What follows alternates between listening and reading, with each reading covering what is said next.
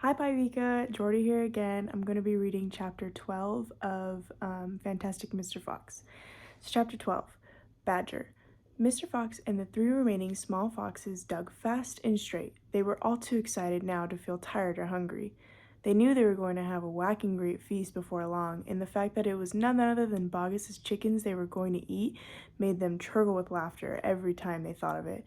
It was lovely to realize that while the fat farmer was sitting up there on the hill waiting for them to starve, he was also giving them their dinner without knowing it.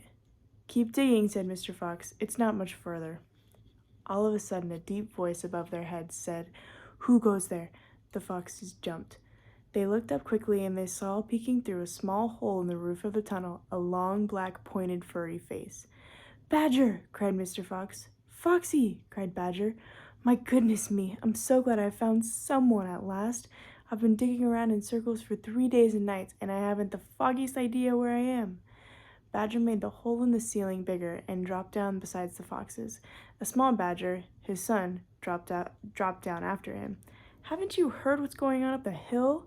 Badger said excitedly. "It's chaos! Half the wood has disappeared, and there are men with guns all over the countryside. None of us can get out, even at night. We're all starving to death." "Who is we?" asked Mr. Fox.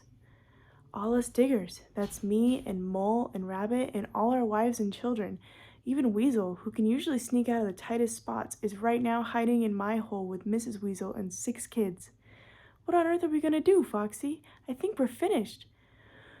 Mr. Fox looked at his 3 children and he smiled. The children smiled back at him, sharing his secret. "My dear old Badger," he said, "this mess you're in is all my fault." "I know it's your fault," said Badger furiously, "and the farmers are not going to give up until they've got you. Unfortunately, that means us as well. It means everyone on the hill." Badger sat down and put a paw around his small son.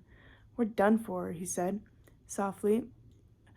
"My poor wife up there is so weak she can't dig another yard."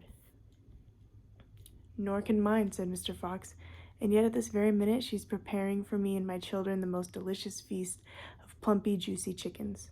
"Stop!" cried Badger. "Don't tease me. I can't stand it." "It's true," cried the small foxes. "Dad's not teasing. We've got chickens galore." "And because everything is entirely my fault," said Mr. Fox, "I invite you to share the feast.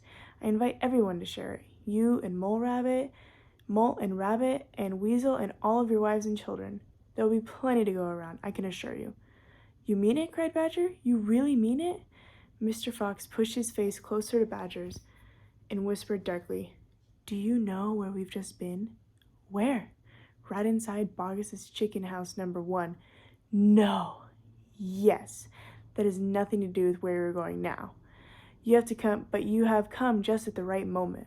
My dear Badger, you can help us dig, and in the meanwhile, your small son can run back to Mrs. Badger and all the others and spread the good news." Mr. Fox turned to the small badger and said, "Tell them they are invited to a fox's feast. Then bring them all down here and follow this tunnel back until you find my home." "Yes, Mr. Fox," said the small badger. "Yes, sir. Right away, sir. Oh, thank you, sir."